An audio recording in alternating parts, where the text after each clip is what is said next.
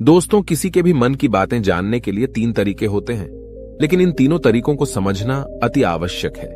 यदि आप इन तीनों तरीकों को समझ लेते हैं, तो आप किसी के भी मन की बातें बड़ी ही आसानी से जान सकते हैं, समझ सकते हैं। तो चलिए इसे एक बुद्ध कहानी के माध्यम से समझते हैं कि किस तरह से आप दूसरों की मन की बातें जान सकते हैं, समझ सकते हैं। बहुत समय पहले की बात है, एक छोटा सा गांव था। उस गांव में 2 भाई रहा करते थे। बड़ा भाई अंधा था, जिस कारण वो हमेशा घर पर ही बैठा रहता था, और छोटा भाई खेती किया करता था, लेकिन खेतों में अधिक जानवर आने से पूरी फसलें नष्ट हो जाती थीं, जिस कारण छोटा भाई बहुत परेशान हो चुका था। तभी उसे एक तरकीब सूझी। एक दिन उसने सोचा, खेतों में से इन जानवर को भगाने के लिए क्यों ना मैं अपने बड़े भाई की मदद लूं। वैसे भी बड़े भैया अंधे हैं, अगर वह खेत में बैठे रहेंगे और जानवरों की आहट आने पर वो उन्हें जोर से चिल्लाकर भगा सकते हैं, जिससे हमारी फसलें बच सकती हैं। इसलिए उन्हें मैं खेत में बिठा देता हूं। ये सब सोच विचार करने के बाद उसने अपने खेत में ही एक छोटी सी झोपड़ी तैयार की और अपने अंधे भाई को उस खेत में बिठा दिया और उनसे कहा, भैया, यदि कोई जानवर की आहट आपको सुनाई दे तो आप जोर जोर से चिल्लाना। ये सुनकर वो जानवर यहां से भाग जाएंगे और हमारी फसलें नष्ट होने से बच जाएगी। बड़ा भाई अपने छोटे भाई की बात मान लेता है और वो उस दिन से खेत में ही रहना शुरू कर देता है। जब भी किसी जानवर की आहट उसे सुनाई देती तो वो तुरंत जोर जोर से चिल्लाना शुरू कर देता, जिससे वो जानवर उसके खेतों से भाग जाते। ऐसा करते करते कई दिन बीत चुके थे। तभी एक दिन उसके खेत में एक हिरण भागता हुआ आता है और वह खेत के बांध को तोड़कर वहां से भाग गया। लेकिन उसी हिरण का पीछा करते हुए एक राजा भी उस खेत में आ पहुंचा। तभी राजा की नजर उस अंधे भाई पर पड़ती है। राजा उस व्यक्ति से कहता है, देखो, मैं यहां पर एक जानवर का पीछा करते हुए आया हूं। क्या तुमने उस जानवर को यहां पर देखा है? इस पर वो व्यक्ति कहता है, हे राजन, मैं तो अंधा हूं, मैं भला किसी जानवर को कैसे देख सकता हूं। लेकिन मैं आपको इतना जरूर बता सकता हूं कि जो जानवर मेरे खेतों से होकर भागा है वो आपके लायक नहीं है। आप उसके पीछे अपना समय यूं ही व्यस्त कर रहे हैं। राजा उस अंधे व्यक्ति की बात सुनकर बड़ा अचरज में पड़ गया। वो ये सोचने लगा कि आखिर ये तो अंधा है, फिर इसे कैसे पता कि जिस हिरन को मैं तलाश रहा हूं वह हिरन मेरे लायक है ही नहीं। ये अंधा व्यक्ति मुझे कैसे बता सकता है? तभी राजा उस अंधे व्यक्ति से कहता है, कहीं तुम मुझसे झूठ तो नहीं कह रहे? एक तरफ तुम ये कहते हो कि तुम अंधे हो और दूसरी तरफ तुम ये भी कह रहे हो कि जो जानवर यहां से भागा है वो मेरे लायक नहीं है। इस पर वो अंधा व्यक्ति कहता है, हे राजन, जिसे आप एक हिरण समझ रहे हैं, असल में वो एक हिरण नहीं है, बल्कि एक हिरणी है, और वो भी गर्भवती है। और जहां तक मुझे ज्ञान है, मैंने कभी किसी राजा को किसी गर्भवती हिरणी का शिकार करते हुए नहीं सुना है, और इसी कारण मैं आपसे ये कह रहा हूं कि वो हिरणी आपके लायक नहीं है। आप उसके पीछे अपना समय व्यर्थ ना करें। यह सुनकर राजा और भी अचरज में पड़ गया। वो ये सोचने लगा कि आखिर ये अंधा आदमी ये कैसे जान सकता है कि वो हिरणी है और गर्भवती है। राजा कुछ देर सोच विचार करने के बाद अपने सेनापति से कहता है, सेनापति जी, मुझे वो जानवर जिंदा चाहिए, क्योंकि मुझे यह पता करना है क्या वह हिरणी है और क्या वह गर्भवती है। क्योंकि यह अंधा आदमी बहुत विश्वास के साथ कह रहा है और मुझे इस बात की पुष्टि करनी है।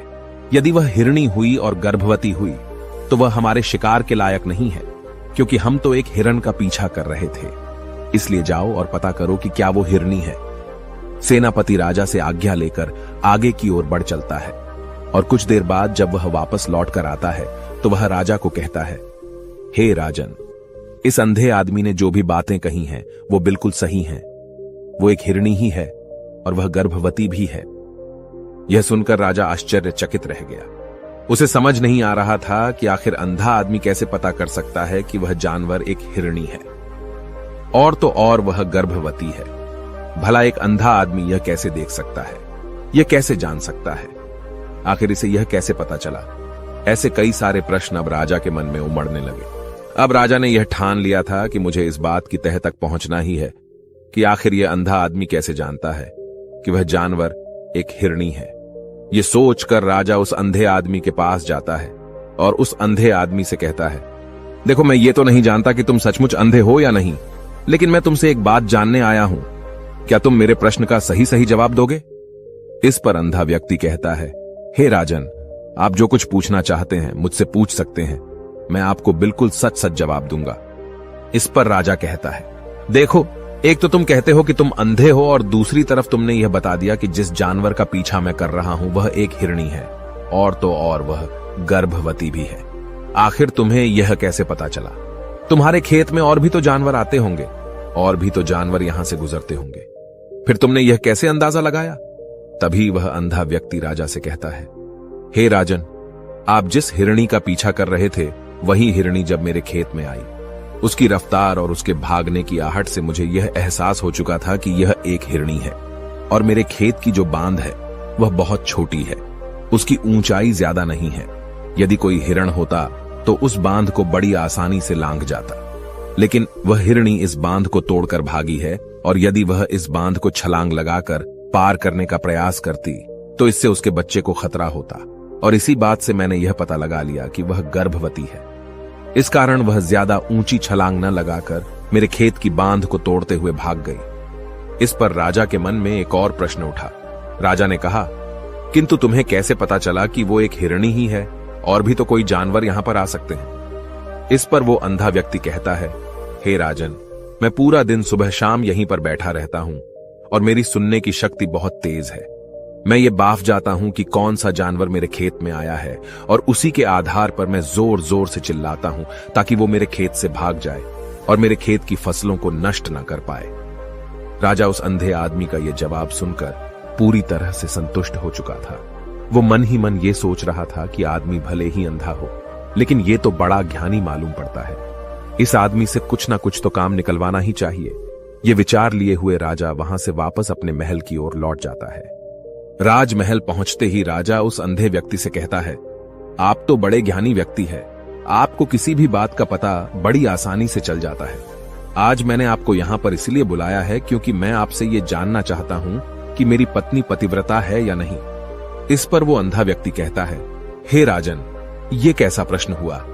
इस पर राजा कहता है, मैंने आपसे बिल्कुल उचित प्रश्न किया है, मुझे इस प्रश्न का उत्तर दीजिए। इस पर वो अंधा व्यक्ति कहता है, हे राजन, ये सारी बातें जाने दीजिए। आपकी शादी को इतने साल बीत चुके हैं, और अब आप ये बात क्यों जानना चाहते हैं? आपके मन में ऐसे प्रश्न क्यों उठ रहे हैं? इस पर राजा जिद करते हुए कहता है, देखिए, आपको मुझे इस प्रश्न का उत्तर तो देना ही होगा। यदि आप मुझे इस प्रश्न का उत्तर नहीं देंगे तो मैं आपको मृत्युदंड दे दूंगा। राजा के मुख से यह बात सुनकर वो अंधा व्यक्ति कहता है, हे राजन, यदि आप इस प्रश्न का उत्तर चाहते हैं तो उसके लिए आपको मेरा एक काम करना होगा। राजा कहता है, बोलो, मुझे क्या काम करना होगा? इस पर व्यक्ति कहता है, इसके लिए आपकी पत्नी को मेरे साथ कमरे में अकेले छोड़ना होगा।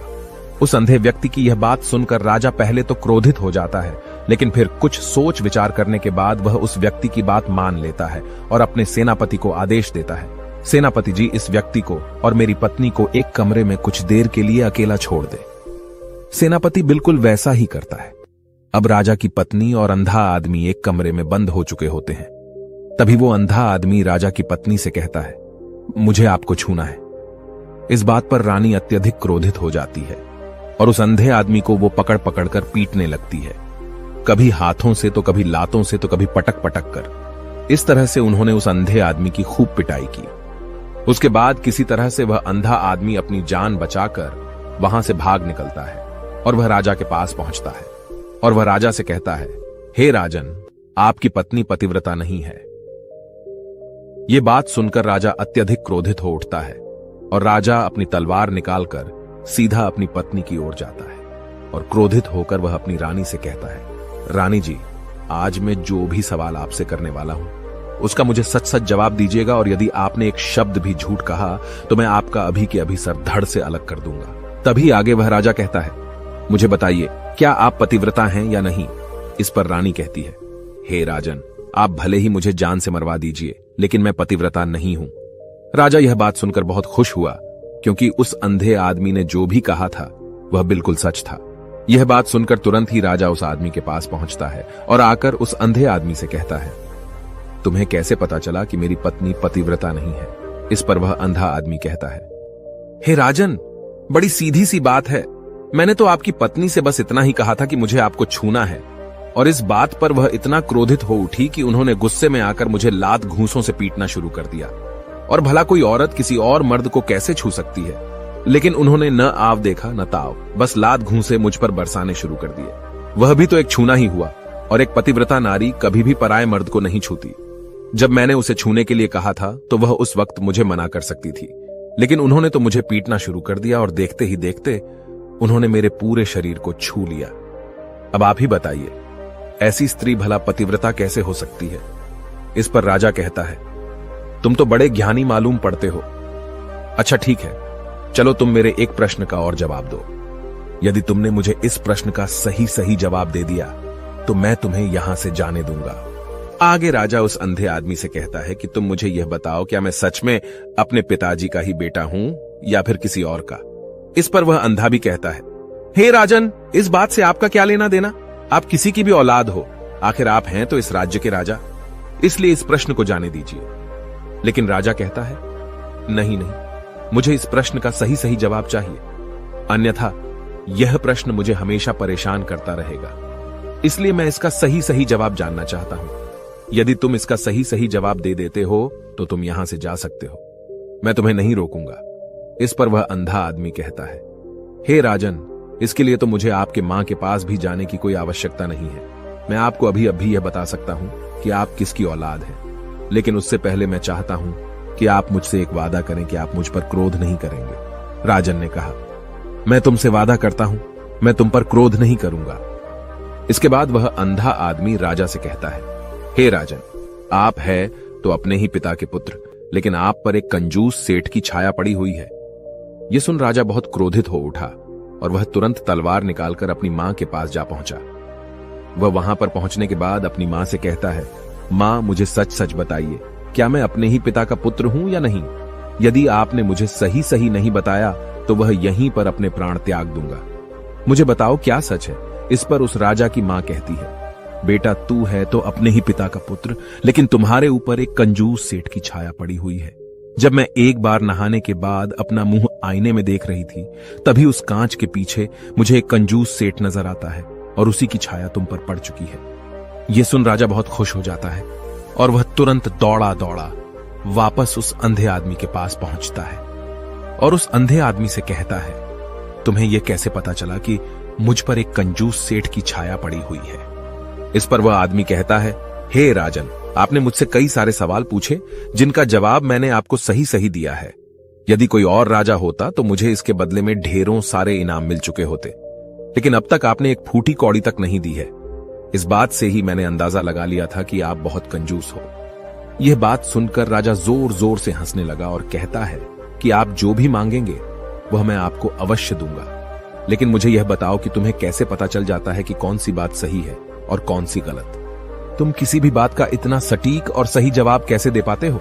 इस पर वह अंधा आदमी कहता है, हे राजन, मैं तो वैसे ही अंधा हूं। यदि मेरी आंखें होती तो मैं किसी की भी मन की बातें बड़ी सरलता से जान लेता। मन की एक भाषा होती है और यह भाषा मनुष्य के शरीर के व्यवहार के रूप में देखी जा सकती है। उसकी आंखों से, उसके होठों से, उसके काम करने के तरीके से, उसकी क्रियाओं से पता किया जा सकता है कि उसके मन में क्या चल रहा है। उसके आधार पर हम किसी के भी मन की बातें जान सकते हैं, लेकिन मैं तो अंधा हूं, मैं देख नहीं सकता, इसलिए मैं क्रियाओं से देखता हूं।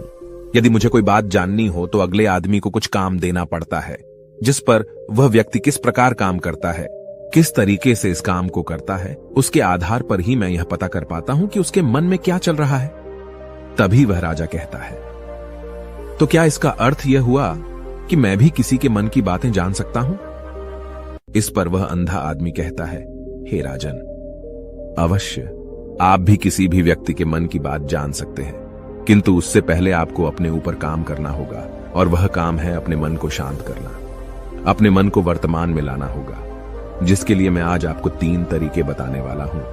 और ये तीनों ही तरीके बड़े ही आसान और सरल हैं, किंतु हे राजन, उससे पहले आपको एक काम करना होगा, अपने मन को एकाग्र करना होगा। जब हम अपने मन को एकाग्र करते हैं, अपने मन को वर्तमान में लाते हैं, तो हम दूसरे के मन की बात जान सकते हैं, क्योंकि वह आदमी अभी भी अपने मन में वर्तमान में ही सोच रहा है, और हमें भी मन को वर्तमान में ही लाना होगा, तभी हम उसके मन की बातें जान सकते हैं। यदि हम अतीत में हुई घटनाओं के बारे में सोच रहे हैं तो वह जो अगला आदमी वर्तमान में सोच रहा है, वर्तमान में अपने मन में बात कर रहा है, वह हम कैसे जान पाएंगे? क्योंकि हम तो अतीत की घटनाओं में डूबे हुए हैं। इसलिए किसी के भी मन की बात जानने के लिए सबसे पहले हमें हमारे मन को एकाग्र करना होगा, उसे वर्तमान में लाना होगा। आगे वह व्यक्ति राजा से कहता है, हे राजन, जो 3 तरीके मैं आपको बताने वाला हूं, इन 3 तरीकों से बड़ी आसानी से किसी के भी मन की बातें जान सकते हैं। उसके बाद वह अंधा आदमी राजा से कहता है, हे राजन, जो सबसे पहला तरीका है वह है आंखों पर ध्यान देना। किसी व्यक्ति से बात करते वक्त उसकी आंखों में देखना, उसकी आंखों पर ध्यान देना जो सबसे ज्यादा जरूरी है, क्योंकि आंखें बोलती नहीं पर बहुत कुछ कह जाती हैं। यदि हम किसी व्यक्ति की आंखों के इशारों को समझना सीख जाएं, हम यह जान पाएंगे कि व्यक्ति के दिमाग में क्या चल रहा है, वह क्या सोच रहा है और अभी वह क्या करने वाला है। मेरे पास आंखें नहीं हैं, लेकिन मैंने अपने गुरु से यह विद्या सीखी है, क्योंकि बहुत सालों पहले मेरे पास आंखें थीं और मैं उस वक्त लोगों के मन की बातें केवल उनकी आंखों से ही जान लेता था।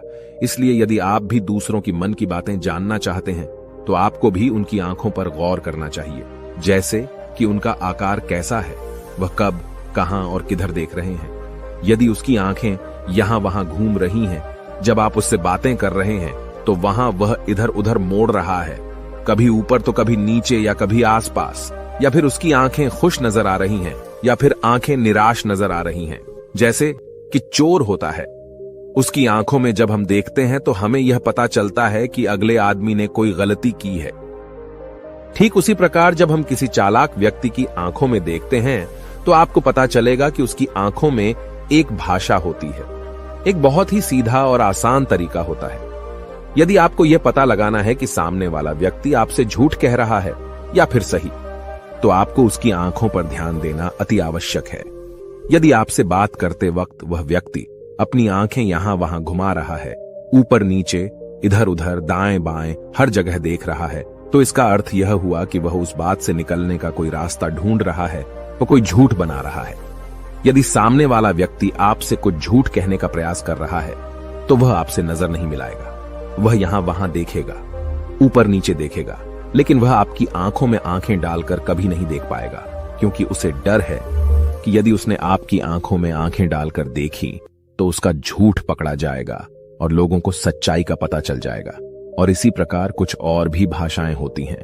जब आप किसी की आंखों में आंखें डालकर यह देखना शुरू कर देंगे कि उसके हाव भाव क्या है, ठीक उसी प्रकार चेहरे के हाव भाव होते हैं, जिससे हम मन की बातें बड़ी आसानी से समझ सकते हैं और इन्हें भी समझना बहुत जरूरी है। कभी कभी कोई व्यक्ति अपने चेहरे से जैसे आंख, होंठ और बहुत से कुछ अलग अलग व्यवहार करता है।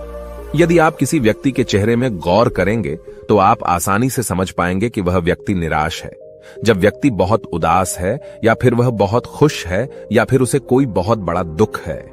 वह अपने अंदर क्या महसूस कर रहा है, ये सारी बातें हम उसके चेहरे के हाव भाव से पता कर सकते हैं। फिर चाहे इंसान जुबान से कुछ बोले या ना बोले, लेकिन आप उसके चेहरे से सब कुछ पता कर सकते हैं। आगे व्यक्ति राजा से तीसरा तरीका बताते हुए कहता है, हे राजन, इसी प्रकार तीसरी भाषा भी है, अर्थात तीसरा तरीका भी है, और वह है हाथों के इशारे और शरीर का व्यवहार। मन की बात समझने के लिए हमें हाथ के इशारे और शरीर के व्यवहार को समझना बहुत आवश्यक है। कोई व्यक्ति जब बात करता है तो आपने देखा होगा कि वो अपने हाथों को हिलाता रहता है, अपने हाथों से इशारा करता रहता है। बातों के साथ साथ अपना शरीर का जो व्यवहार है, अर्थात बॉडी लैंग्वेज, उसका भी पूरा उपयोग करता है, जिससे हमें यह पता चल पाता है कि वह व्यक्ति हमारी बातों पर कितना ध्यान दे रहा है और उसके मन में क्या चल रहा है। शरीर के व्यवहार को देखने के लिए उसके हाथ मटकाने, शरीर मटकाने और चेहरे पर बार बार हाथ लाने, हाथों का एक दूसरे से मसलना, ऐसी बहुत सी क्रियाएं होती हैं, उस पर हमें ध्यान देना अति आवश्यक है। मन की बात को समझने के लिए हमें शरीर के व्यवहार को भी समझना पड़ता है। यदि हम इन 3 तरीकों को सही तरीके से ध्यान देकर इन 3 तरीकों को अच्छे से समझ लेते हैं तो हम बहुत जल्दी किसी भी व्यक्ति के मन की बातें बड़ी सरलता और सहजता से जान सकते हैं। इसलिए यदि आपको किसी के मन की बातें जानी है तो आपको उसकी आंखों पर, उसके चेहरे पर, उसके शरीर के हाव भाव को और उसके हाथों को ध्यानपूर्वक देखना और समझना होगा, जिससे आप यह समझ पाएंगे कि आखिरकार उसके मन में क्या चल रहा है और वह क्या सोच रहा है। लेकिन उनसे पहले आपको अपने मन को एकाग्र करना होगा, शांत करना होगा और अपने मन को वर्तमान में लाना होगा। तभी आप उस व्यक्ति की इन सभी क्रियाओं पर ध्यान दे पाएंगे, उन्हें समझ पाएंगे।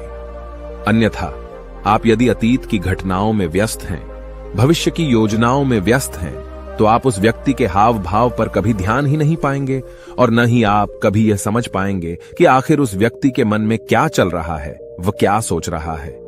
आपने देखा होगा कि ऐसे कई बड़े संत महात्मा हैं जो बड़ी ही शांति से आपको देखते हैं और आपको देखकर ही ये बता देते हैं कि आपके मन में क्या चल रहा है, आप उनसे क्या जानने आए हैं। और इसका सबसे बड़ा प्रमुख कारण यही है कि वह आपको पढ़ सकते हैं, आपको समझ सकते हैं, आपकी मन की बातें जान सकते हैं, क्योंकि उनका मन एकाग्र है, शांत है। और यही कारण है कि वह आपके मन की बातें बड़ी सरलता से समझ जाते हैं। यदि आपने अब तक पूरी कहानी को सुना है तो मैं आपसे एक छोटा सा अनुरोध करना चाहता हूं। कृपया इस चैनल को सब्सक्राइब करें ताकि मैं आपके लिए और भी ऐसी ही ज्ञान से भरपूर कहानियां लेकर आ सकूं। नमो बुद्धाय।